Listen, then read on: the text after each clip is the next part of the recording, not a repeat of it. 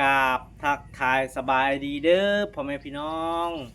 สบายดีพ่อแม่พี่น้องฟังลาวและก็สวัสดีพ่อแม่พี่น้องฟังไทยกันเบิดสุกูสุคนเด้อเนาะและก็สบายดีพ่อแม่อยู่เมืองนอกเมืองนากันเบิดสุกูสุคนพี่น้องก็คือมื้อนี้เบาบัวก็ได้มีข่าวดีแล้วพ่อแม่พี่น้องเบาบัวก็ได้มีข่าวดีเนาะพี่น้องเนาะมีผู้ใหญ่ใจดีเพิ่น ให้งบบ่บัวเนาะพี่น้องเนาะในการซื้อดินบล็อกพี่น้องเนาะบ่บัวก็สิได้ซื้อดินบล็อกพี่น้องก็คือพี่สาวมาจากประเทศเยอรมันเนาะพี่น้องเนาะผู้ใหญ่ใจดีเนาะบ่บัวก็สิเอิ้นเป็นพี่สาวเพิ่นเนาะพี่น้องเพิ่นก็ได้โอนเงินมาให้บ่บัวเรียบร้อยแล้วพี่น้องมีแต่ทางบ่บัวก็สิซื้อดินบล็อกเนาะพี่น้องเนาะ สิสั่งดินบล็อกแต่ว่าทางบ่บัวสิบ่ได้ก่อพี่น้องเพราะว่าบ่บัวก็สิได้ออกหน้าแล้วพี่น้องสิได้ออกไปเกี่ยวข้าวก่อนพี่น้องแต่ว่าบ่บัวก็สิได้สั่งไว้เนาะบ่บัวก็สิได้สั่งดินบล็อกหลังจากบ่บัวเกี่ยวข้าวแล้วบ่บัวก็สิได้ปรับปรุงห้านเลยพี่น้องสิได้ก่อห้านใหม่พี่น้องเพราะว่าห้านบ่บัวมันฮ้อนพี่น้องมันถึกสังกะสีแล้วมันอยู่บ่ได้พี่น้องฮ้อนแท้ฮ้อนว่าพี่น้องกันว่าเฮาก็แล้วก็ใครอยู่เนาะแล้วก็สิใส่ครบเนาะพี่น้องเนาะสิใส่เพดานเนาะคันมีงบบ่บวกก็สิเฮ็ดเป็นเพดานอนาคตต่อไปถ้าแบบมีเงินบ่บวกก็สิใส่แอร์พี่น้องมันร้อนแฮงพี่น้องตัดผมลำบากพี่น้องร้อนแท้ร้อนว่าพี่น้องก็คือทางผู้ใหญ่เพิ่นหรือว่าพี่สาวเนาะอยู่ทางเยอรมันเพิ่นก็ให้งบบ่บวกก็ตีเป็นเงินไทยก็ 2,202 บาทเนาะพี่น้องจังได๋ก็ขอบคุณหลายๆเด้อขอบคุณพี่สาวทางเยอรมันเนาะที่เพิ่นสนับสนุนบ่าวบัวหรือว่าเพิ่นช่วยบ่าวบัวเนาะพี่น้องเนาะจังได๋ก็ขอบคุณหลายๆเด้อเนาะเอาบ่าวบัวก็สิได้ขออวยพรให้เพิ่นเนาะพี่น้องเนาะเอาจังได๋ก็ขอบคุณเด้อพี่สาวเนาะขอให้พี่อยู่ดีมีแรงเด้อความเจ็บอย่าให้ได้ความไข้อย่าให้มีเด้อพี่สาวเนาะ พี่สาวทานให้เบาบัวกับขอให้เงินทองไหลมาเงินนาลาให้เขาเด้อพี่สาวเนาะขอให้อยู่ดีไม่แห้งเด้อเนาะเบาบัวกับขอบคุณหลายๆเด้อเอื่อยเนาะที่เอื่อยซัพพอร์ตเบาบัวเนาะจังใดกับขอบใจหลายๆเด้อเนาะขอให้เงินทองไหลมาเงินนาลาไหลเข้าเนาะหลายเท่าพันเท่าเด้อเอื่อยเนาะลำรวยๆแห้งๆมันๆเด้อเนาะขอบใจหลายๆเด้อขอบคุณหลายๆเด้อเนาะบ่าวบัวกะดีอกดีใจพี่น้องเอ้ยเนาะบ่าวบัวกะสิได้ซื้อบล็อกพี่น้องเนาะแล้วก็ยังลายอยู่พี่น้องซื้อบล็อกแล้วก็สิซื้อประตูเนาะพี่น้องยังลายอยู่งบกะประมาณถ้าแบบว่าให้มันสำเร็จเลยพี่น้องเนาะทุกอย่างคือแบบสมบูรณ์ก็คือประมาณงบกับประมาณ10 ล้านนี่แหละประมาณนั้นเนาะรวมทั้งค่าสร้างพี่น้อยก็ยังลายเติบแต่ว่าบ่บวกสิซื้อเอาไว้สำนี้ก่อนพี่น้องเนาะพวกประตูกะยังดนอยู่พี่น้องคันว่ามีเงินก็สิค่อยเฮ็ดไปเรื่อยๆพี่น้องก็สิประมาณนั้นเนาะเดี๋ยวบ่บวกก็สิพาพ่อพี่น้องมาเบิ่งแล้วก็รีวิวเนาะพี่น้องเนาะรีวิวหางมึงได้บ่บวกสิก่อนะพี่น้องบ่บวกก็ดีอกดีใจพ่อพี่น้องที่เพิ่นซอยเนาะเพราะว่าช่วงยามแล้งนี่ฮ้อนเรียเราพ่อพี่น้องบ่บัวปลูกต้นไม้ก็ยังบ่ทันได้ใหญ่เนาะต้นมะม่วงบ่บัวก็ได้ปลูกคือกันพี่น้องปลูกให้มันทมพี่น้องมื้อนี้ก็บ่ค่อยมีลูกค้าเนาะพี่น้องเนาะมื้อนี้แต่ว่าพังเบิ่งมื้ออื่นพี่น้องเพราะว่ามื้ออื่นนี่สิมีบุญออกพรรษาอยู่ในบ้านนี่แหละคิดว่าคือสิหลายอยู่ดอกพี่น้องเอาพี่น้องบ่บัวสิพามาเบิ่งเนาะมื้อนี้สิพามารีวิวฮานที่บ่บัวอยากเฮ็ดนะพี่น้องเอามองได้แน่นี่มองนี่เนาะพี่น้องเนาะเห็นบ่พี่น้องมันสิฮ้อนเนาะสังกะสีพี่น้องบ่บัวก็สิได้ก่อเนาะก่อมองนี่เนาะแล้วก็มองนี่บ่บัวก็สิเฮ็ดเป็นประตูเลยพี่น้องวงบานประตูใหญ่พี่น้องเนาะบานประตูใหญ่เลยพี่น้องมันยังสะดวกสบายเนาะพ่อพี่น้องเป็นยังบ่บัวจึงอยากใส่แบบประตูเนาะพี่น้องเนาะเพราะว่า เวลาแดดมันส่องเข้ามามันสิส่องมาทางเฮาตัดผมพี่น้องเนาะเห็นบ่บ่บัวใส่ผ้าคลุมเลยพี่น้องอาจมันสิส่องเข้ามาทางพุ่นพี่น้องเอ้ยแต่ยังบ่แล้วเนาะพี่น้องหานบ่บัวยังสิมีการเกาะอีกทางนี้อีกพี่น้องเนาะเห็นบ่บ่บัวสิเกาะเทิบออกจังซี่เนาะมันจังเป็นโมเดิร์นเห็นบ่พี่น้องเนาะมันจังสิเป็นโมเดิร์นเนาะนี่กะ ตามที่บ่บัวได้ถามสั่งเพิ่นแล้วเนาะพี่น้องเนาะบ่บัวได้ถามสั่งเพิ่นที่เพิ่นเฮ็ดเนาะก็ประมาณอยู่ค่าสั่งก็ประมาณอยู่ล้านปลายนี่แหละพี่น้องล้านสองเนาะเพิ่นสิเฮ็ดนะพี่น้องก็กาแล้วก็ดินบล็อกก็ประมาณอยู่ทางสร้างเพิ่นบ่ได้บอกบ่บัวแล้วประมาณอยู่400ปลายนี่แหละบางทีก็500มันสิเข้า500นะพี่น้องเพราะว่ามันใหญ่สูงได้ทางนี้พี่น้องเอ้ยเห็นบ่ เอาสิประมาณนั้นเนาะพี่น้องเนาะประมาณ500นี่แหละสร้างเพิ่นว่าหลังจากมีงบแล้วบ่บวกก็สิใช้เป็นเพดานเลยพี่น้องจังมันสะดวกสบายเนาะ จังมันเย็นเนาะพี่น้องแล้วก็คันมีเงินก็สิใช้แอร์อีกพี่น้องมันร้อนแฮงพี่น้องร้อนแท้ร้อนว่านี่พี่น้องเบื้องข้างหลังเนาะโอ้แดดแฮงพี่น้องไม่นี่ก็ได้ป้าโตกล่องข่อยก็คมคือกันได้นี่พี่น้องเห็นปะ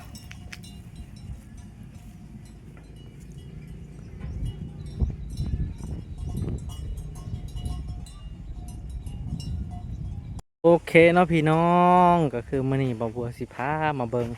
บรรยากาศตามแบบบ้านๆเนาะพี่น้องเนาะบรรยากาศดีดีพี่น้องเนาะตามหมู่บ้านกะล่มแบบว่าลมเขาว่าลมโชยแล้วเนาะพี่น้องเนาะก็คือเนาะพี่น้องเนาะเห็นบ่ลมมันปิ้วปิ้วพี่น้องเนาะรู้สึกคล้ายๆกับยามเฮาเกี่ยวข้าวเนาะพี่น้องเนาะแต่ว่าตอนนี้เบาบัวกำลังสิเริ่มสิออกไปเกี่ยวข้าวแล้วพี่น้องเอ้ยพี่น้องเนาะนี่บรรยากาศเนาะวันนี้เบาบัวกะ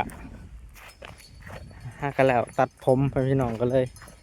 รีวิวบรรยากาศคร่าวๆให้พ่อแม่พี่น้อง FC ได้เบิ่งแบบบ้านๆเนาะพี่น้องเนาะบางทีพ่อแม่พี่น้องเพิ่นอยู่ทางต่างประเทศแล้วก็บ่เคยเห็นแบบบรรยากาศแบบเก่าๆพี่น้องเอ้ยบรรยากาศแบบเคินว่าปลอดสารพิษนะพี่น้องแบบบรรยากาศแบบชนบทเอาง่ายๆเนาะพี่น้อง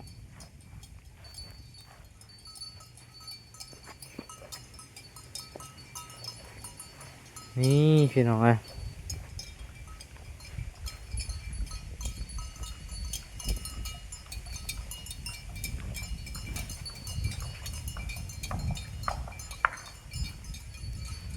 บรรยากาศก็ดีดีเด้อพ่อแม่พี่น้องเอ้ยบรรยากาศก็ได้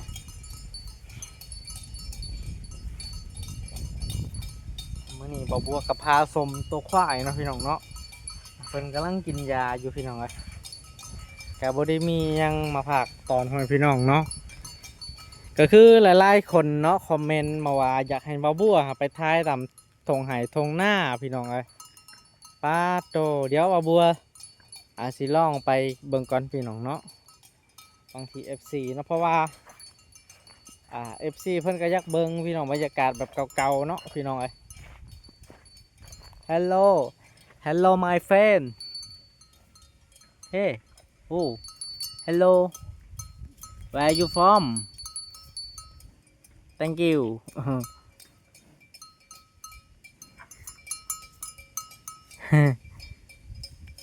โอ้ผลบริยานเฮาพ่อแม่พี่น้องเอ้ยปันเฮาเป็นเจ้าของเนาะพี่น้องเอ้ยผลบริยานเด้ออืมเห็นบ่สบายดี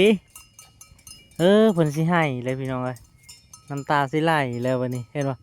เฮ้ยเฮ้ยเฮ้ยเฮ้ยเฮ้ยเฮ้ยเฮ้ยเฮ้ยเฮ้ยใหญ่ใหญ่ใหญ่ใหญ่เป็นยังเป็นยังคือสิหายฮะโอ้มันสิหายเลยพี่น้องเห็นบ่ให้น้ำตามันออกเลย พี่น้องหรือว่าเห็นเฮาอ่า เป็นคนดีบ่พี่น้องหรือว่าจังไดพี่น้องเนาะ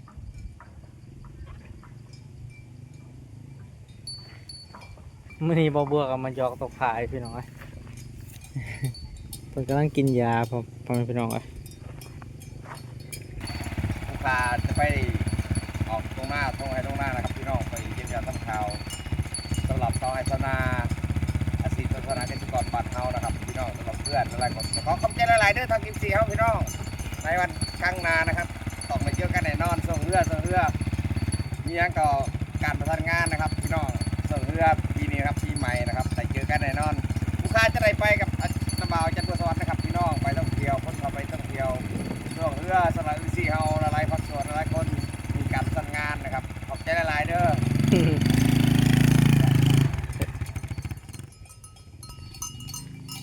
พี่น้องเอ้ยก็คือเนาะเพิ่นกะให้บ่บัวทายพี่น้องบ่บัวก็ทายให้เพิ่นเนาะเพราะว่าอยากออกกล้องนั่นนี่นะพี่น้องเนาะ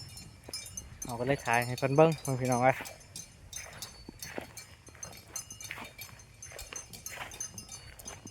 ไปมื้อนี้บ่บัวสิพาเพิ่นพี่น้องมาอัปเดตครอบครัวบ่บัวก่อนพี่น้องเอ้ยว่าเป็นจังใดเนาะ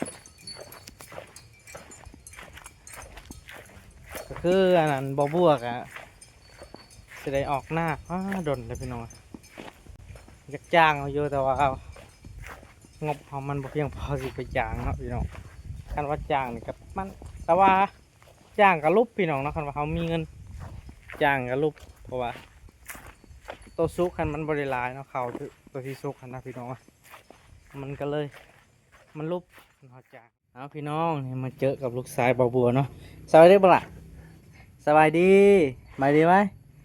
สบายดีไหมป้าตัวพี่น้องไปตามซีเรียมอันนี้เนาะเมื่อกี้เพิ่นดื้อ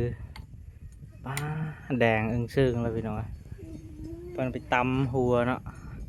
เอาหัวนั่นไปตำสี่เหลี่ยมเหมือนกันปึ้งแดงเสียสมองเบิดพี่น้องเพิ่นลม แดงแต่มันบ่หายพี่น้องมันบ่หายมันดื้อเห็นปะสบายดีไหมไปดิไปดิกันไปดิกันบายดีบายดีครับบายดีไหมถูกไหมถูกถูกถูกไหมถูก เบิ้งพี่น้องอะมือนะฮะลมป้าหัวพาดใส่นะจนดำเลยทางนี้เห็นปะมันสมองเสื่อมนะพี่น้องเมื่อกี้หันไปถือสิ ไปดีไปดีไหมไปดีไปดีไหมไปดีบ้างล่ะไปดีสบายดีเด้อสบายดีวะสบายดีเด้อสบายดีเด้อป่าลุงไปไปดีไหมฮะอิหยังวะเดี๋ยวล้มไปดีป่าลุงไว้ว้าดูคักแท้คักว่ะเอาอันนี้เฮ็ดลงไปเอาโอ้ดื้อขนาดนี้เนาะสบายดีไปดีไว้เบิ้งหัวหันแดงเบิดพร้อมพี่น้องวะ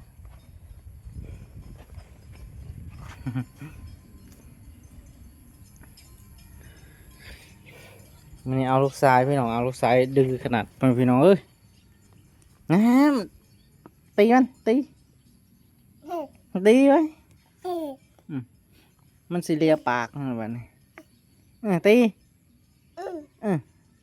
ไล่มัน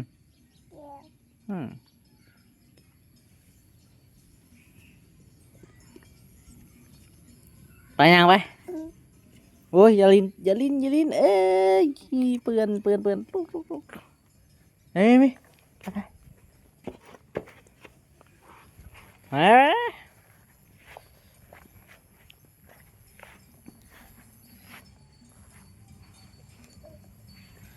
ก็โอเคเนาะผมเป็นพี่น้องก็คือบ่าวบัวก็อัปเดตบรรยากาศให้พ่อแม่พี่น้องได้เบิ่งแบบตามหมู่บ้านหรือว่าตามชนบทเนาะพ่อแม่พี่น้องก็คือมื้อนี้บ่าวบัวกะบ่ได้ไปไสพ่อแม่พี่น้องเนาะมื้อนี้ก็ตัดผมคือเก่าหั่นแหละพ่อแม่พี่น้องเอากะโอเคเนาะพี่น้องเนาะบ่าวบัวกะ อาจสิได้ปิดคลิปไว้เพียงสำนีก่อนพี่น้องเนาะก่อนอื่นก็อย่าลืมฝากกดไลค์กดติดตามให้เบาบัวในอยเด้อพ่อแม่พี่น้องเอ้ยเพื่อเป็นกำลังใจให้เบาบัวเฮ็ดคลิปต่อๆไปพี่น้องเนาะเอาสำหรับคลิปนี้เบาบัวกสิขอกล่าวคำว่าสบายดีเด้อพี่น้องเอ้ยบ๊ายบายบ๊ายบายพวกเราบ๊ายบายบ๊ายบายบ๊ายบาย FC ไว้บ๊ายบายบ๊ายบายปลาลุงไว้นี่พวกอ่ะบ๊ายบายปลาลุงบ๊ายบายบ๊ายบายเด้อเป็นยังไงบ๊ายบายบ๊ายบายบ๊ายบายบ๊ายบายโอ้ยดื้อขนาด